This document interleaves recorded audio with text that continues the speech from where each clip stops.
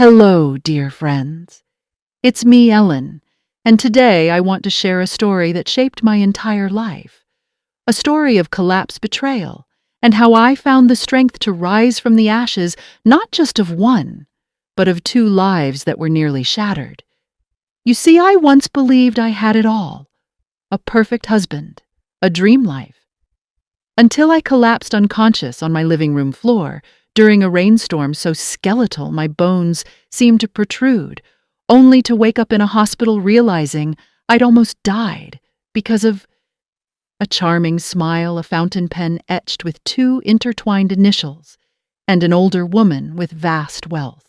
Yes, I was married to a master deceiver, a man who drove me to the brink of madness and nearly stole my life. Not just through infidelity, but through a calculated psychological manipulation so insidious I once thought I was losing my mind. And the fight to expose him and his lover, a VIP client old enough to be my mother, was a battle for survival I never thought I could win. This is the story of how a 30-year-old girl who believed in love was pushed to the edge of destruction, only to find true love and the resilience to overcome all falsehoods. The unraveling facade. The first half. Climax. The trigger. I genuinely believed Ryan was my destiny.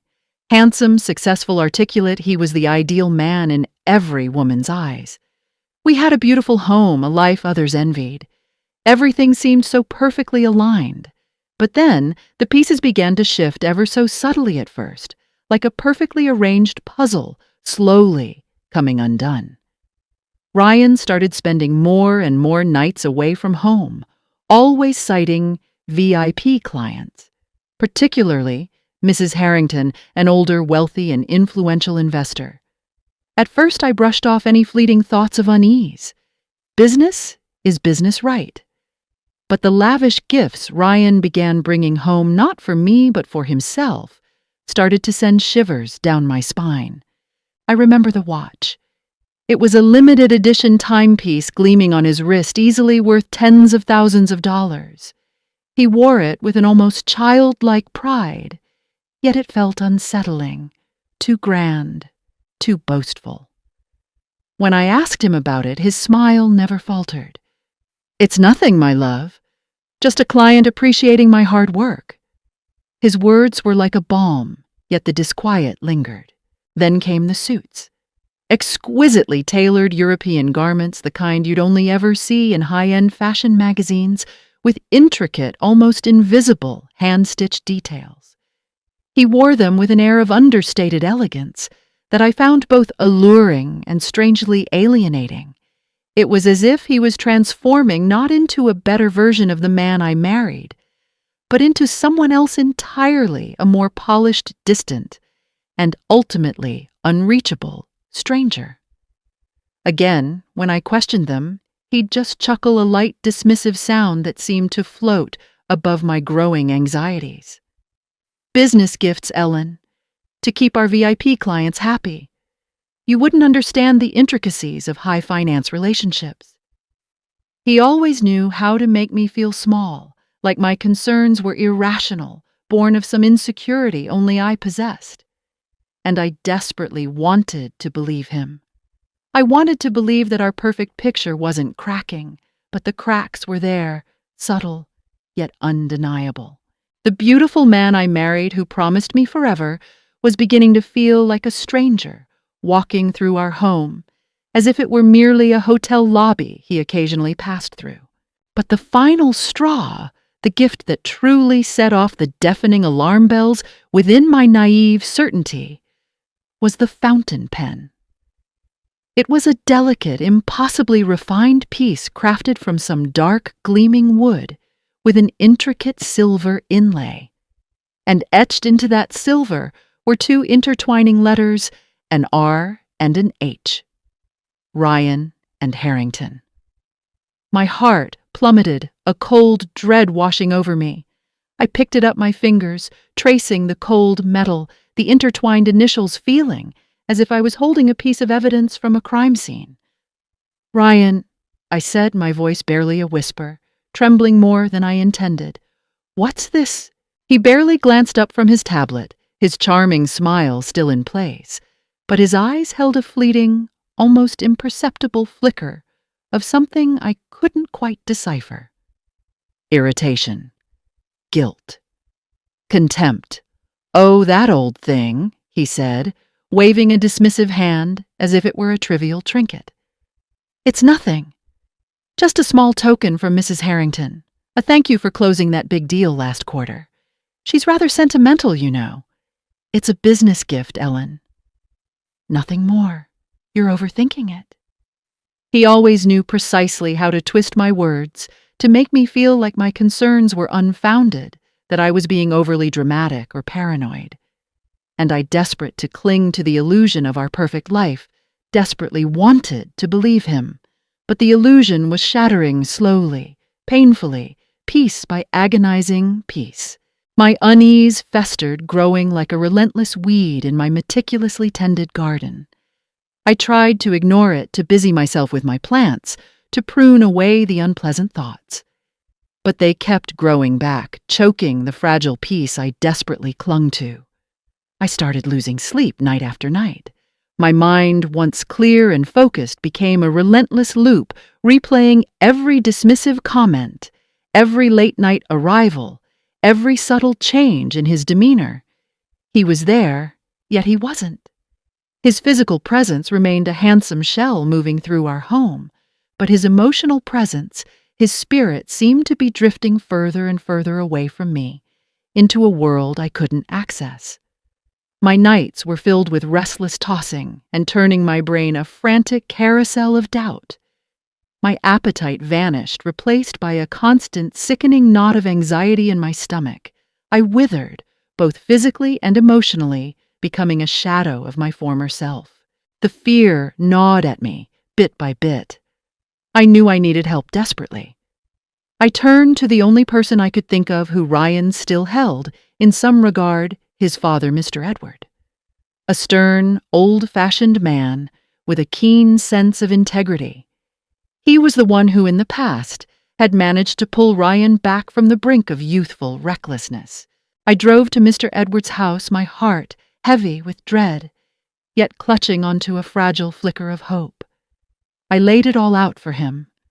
The late nights, the lavish gifts, the incriminating fountain pen, my growing fear, the subtle but relentless psychological control. He listened patiently, his gaze unwavering, and for the first time in what felt like an eternity, I saw a flicker of genuine concern in someone's eyes. He didn't dismiss me. He didn't tell me I was overthinking. He listened, truly listened, and for that I was eternally grateful. To my genuine surprise, Mr. Edward confronted Ryan. He must have used his influence, his patriarchal authority, because for a brief time, it actually worked. Ryan seemed to snap back to reality. He came home early, he bought me flowers, he held me close and swore remorsefully that he had been overwhelmed by work pressures, that he had lost his way for a moment. He promised to rebuild our relationship, to dedicate himself to me, to us. He even showered me with gifts, small, thoughtful things like a new set of gardening tools, a rare succulent I had always wanted, a book of poetry.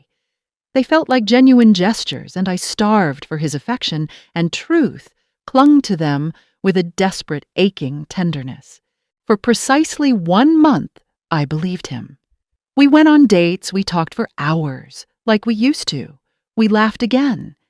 It felt like we were falling in love all over again, patching up the cracks, meticulously rebuilding the perfect picture. I convinced myself that my initial suspicions were unfounded, that it was just a rough patch, a momentary stumble, that Ryan truly loved me. That fleeting hope was a fragile thing. Yes, but I nurtured it carefully, like a delicate seedling, watering it with every tender gesture from Ryan, every shared smile. But the fragility of hope became starkly, brutally clear when Mr. Edward suddenly passed away. It was unexpected, a swift and cruel illness that took him from us in a matter of weeks. The man who was Ryan's only anchor, his only true moral compass, his last shred of decency was gone. and with his passing, Ryan completely unraveled. He plunged headfirst into his relationship with Mrs. Harrington, openly, defiantly, as if shedding the last vestiges of his old life and any pretense of loyalty to me. He became utterly cold towards me, his eyes devoid of warmth, replaced by a calculating frost. His psychological control intensified, tightening around me like a boa constrictor. He gaslighted me mercilessly, twisting my words, making me doubt my own sanity, my own perception of reality. "You're imagining things, Ellen. You're being paranoid. Why are you always so dramatic?" His voice, once so soothing, became a weapon chipping away at my self-worth, making me feel worthless, invisible. Our home, once a sanctuary, became a desolate cage. The vibrant colors of our life together faded into a dull, monotonous gray, a bleak landscape of despair. I was losing myself piece by painful piece, like sand slipping through my fingers. Sleep became a luxury I couldn't afford. My nights filled with restless tossing and turning, my mind consumed by the relentless cycle of his manipulation and my desperate, futile attempts to find an escape. My appetite vanished, replaced by a constant, sickening knot of anxiety in my stomach. I withered both physically and emotionally, becoming a gaunt, ghostly shadow of my former self, my reflection in the mirror, alien and frightening. My only solace, my only remaining escape, was my garden. It was the last place where I felt a flicker of peace, a quiet corner where I could still find beauty and order amidst the growing chaos of my life. I spent hours there tending to my plants, weeding out the unwanted, trying to find a parallel for my own tangled, choked existence. I'd lose myself in the rhythm of the soil, the quiet beauty of growth, the resilience of a sprouting seed. But even there, the tendrils of despair would eventually find me wrapping around my heart, squeezing the last vestiges of hope. I felt myself slipping slowly, inexorably into a bottomless pit. One night, the rain was relentless, drumming against the windows like 1,000 tiny fists, each beat echoing the pounding in my head. Thunder cracked overhead, shaking the old house. Ryan wasn't home, of course. The house felt vast and empty, filled only with the echoes of my own despair, my own unspoken pleas. I remember feeling a crushing wave of exhaustion wash over me, a weariness that went beyond mere physical fatigue. It was a soul-deep exhaustion, a bone-deep weariness that demanded I simply give up.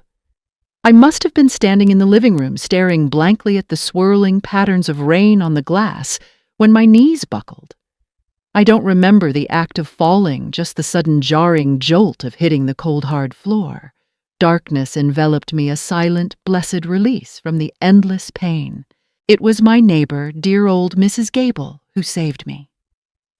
She noticed our lights were still on, unusually late for a stormy night, and something in her kind, knowing heart prompted her to check. She found me there, unconscious, on the floor, pale and skeletal, barely clinging to life. She called for help immediately, her voice urgent and laced with fear, and that night she quite literally pulled me back from the brink of oblivion. I owe her my life, and more importantly, my sanity, for her quiet act of kindness. That was the moment I realized I had hit rock bottom, that I had been pushed to the very edge of the abyss, the unveiling, and a new dawn. The second half, the reveal and remaining progression. When I finally woke up in the hospital, I felt astonishingly weak, as if my very essence had been drained away. It took weeks, maybe even months, for my body to recover from the sheer exhaustion and profound malnutrition that had consumed me. But the real healing, the true awakening, began after I was discharged in the quiet, supportive space of a rehabilitation clinic. Slowly, painstakingly, the pervasive fog in my mind began to clear. With the physical nourishment and the steady, gentle guidance of therapists, my spirit began to stir tentatively, at first like a fragile bird testing its wings. I started therapy talking through the tangled web of manipulation, acknowledging the deep, corrosive betrayal, and slowly, painstakingly reclaiming my own narrative, my own truth. The clarity that came with recovery was like seeing the world in full color after years of living in a desolate black and white. It was both a horrifying and liberating revelation. And then something truly extraordinary happened. For the first time in what felt like a lifetime, I reached out. I sought out David. David, my old friend from the orphanage. He was the one who had loved me fiercely, unconditionally, when we were just kids, navigating a harsh, bewildering world together. We had lost touch after I left for college, swept up in the currents of adult life. And I had often wondered about him, but I had been so utterly consumed by Ryan's suffocating world that I hadn't made the effort to reconnect. But now I found him. And when we met, it was as if no time had passed at all. He listened, truly listened with an intensity and compassion I hadn't experienced in years, as I poured out the entire painful, humiliating truth. There was no judgment in his eyes, no disbelief, only unwavering support, and a quiet, steady strength that felt like a lifeline. He didn't tell me what to do. He didn't offer empty platitudes. He just sat there, holding my hand, his presence a comforting anchor. And when I was done, his voice calm and firm, he simply said, "We'll fix this, Ellen, together." And we did. David, with his quiet determination and incredible resourcefulness, became my silent partner in reclaiming my life. He moved with a subtle grace, a knack for gathering information, without ever being seen. He began to systematically track Ryan. This wasn't about revenge for me, not anymore. It was about justice, about exposing the truth that had nearly destroyed me, about ensuring he couldn't do this to anyone else. David painstakingly collected the evidence. Photos of Ryan and Mrs. Harrington dining intimately in exclusive, dimly lit restaurants, their hands clasped under the table during what Ryan so casually dismissed as business trips. Videos grainy but irrefutable of them entering luxury hotels together, not just once, but multiple times, always in different cities, always under the guise of conferences or client meetings. He even managed to piece together parallel travel logs, cross-referencing Ryan's meticulously crafted business itineraries with Mrs. Harrington's known whereabouts, revealing a damning pattern of deception. The evidence was irrefutable, overwhelming, and utterly damning. We didn't go to the tabloids. We didn't want a public spectacle, a circus of scandal. We wanted justice quiet and precise, aimed directly at the heart of their deceit. David sent the entire dossier of irrefutable evidence to two key recipients: Mrs. Harrington's husband, a powerful and influential man in his own right, known for his formidable legal team, and the board of directors at Ryan's prestigious financial firm. The fallout was swift and devastating, a meticulously constructed house of cards, collapsing in a single, brutal gust of wind. Mrs. Harrington's husband was understandably enraged. He launched an immediate and aggressive legal and financial campaign against Ryan, targeting every asset, every illicit gain Ryan had accrued through his schemes. At the same time, Ryan's company, facing undeniable proof of misconduct and a severe reputational risk, launched an internal investigation. With the overwhelming evidence, Ryan's dismissal was swift and absolute. He was suspended, then fired, his name now synonymous with scandal, his once promising career in ruins.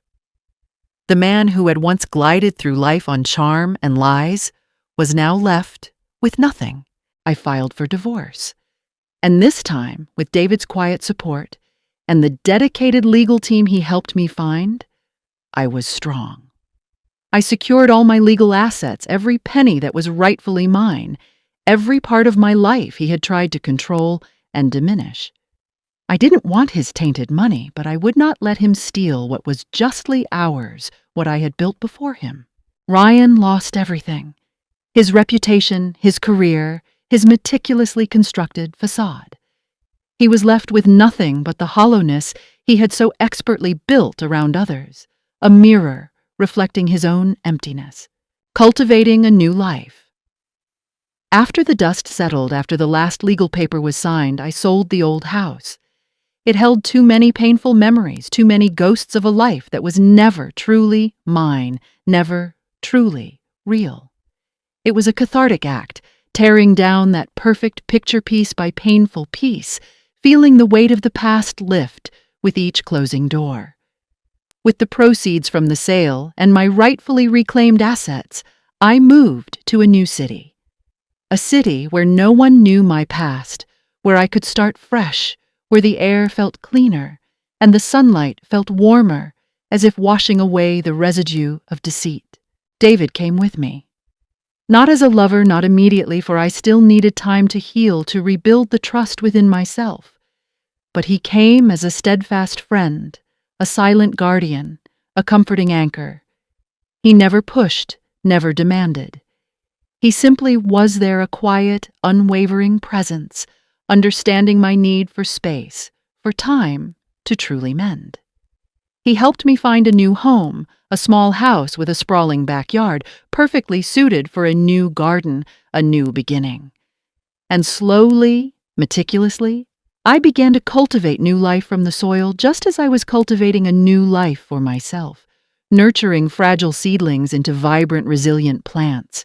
My heart, once so shattered and guarded, began to tentatively open, not with the impulsive, naive trust of my younger self, the girl who believed in perfect pictures, but with a newfound wisdom, a deep understanding of what true connection really meant. I was learning to choose with open eyes and a healed heart, recognizing the subtle signs of authenticity, the quiet beauty of genuine care. David was still there, quietly supportive, always ready to listen, always ready to offer a steady hand, a comforting presence. He understood my journey, my need for space, my need to rebuild. And as I healed, as I blossomed in my new, honest life, I realized that the true love wasn't the dazzling, deceptive kind, the kind that promised the world and delivered only emptiness, but the quiet, steady, unwavering kind that had been there all along, patiently waiting for me to see it, to truly appreciate its profound, understated beauty. It took time, dear friends, a lot of time. Healing is not a race, it's a journey, a slow, winding path with unexpected turns. But eventually, I learned to open my heart again, to trust again, to love again. This time I didn't fall for appearances. I chose with open eyes and a healed heart, and the happiness I found was real, deep, and truly mine. It wasn't about the grand gestures or the glittering facade. It was about the quiet understanding, the shared silence, the unwavering respect, and the profound, comforting joy of being truly seen and truly loved for who I am. Ellen smiles, her eyes glistening slightly, a profound sense of peace on her face, a testament to the journey she has endured. So that's my story. It's a harsh reminder that sometimes the most beautiful exteriors can hide the darkest secrets, but it's also a testament to the incredible resilience of the human spirit. Don't ever let appearances fool your heart. Don't let someone else's carefully constructed narrative define your worth. Only when you're brave enough to look straight into the bitter truth, no matter how painful, no matter how much it shatters the illusions you once cherished, can you truly find the happiness that's meant for you. Because sometimes the most painful endings are just the beginning of your real story, the one where you finally become the hero. I hope my story resonates with some of you out there. Have you ever experienced something similar where appearances masked a deeper truth? How did you find your path to healing and rediscovery? Please share your stories in the comments below on the Grandma's Journal channel. We're all in this journey of life together, navigating its complexities and seeking our own truths, and there's so much we can learn from each other. Thank you for listening, And remember, your story matters.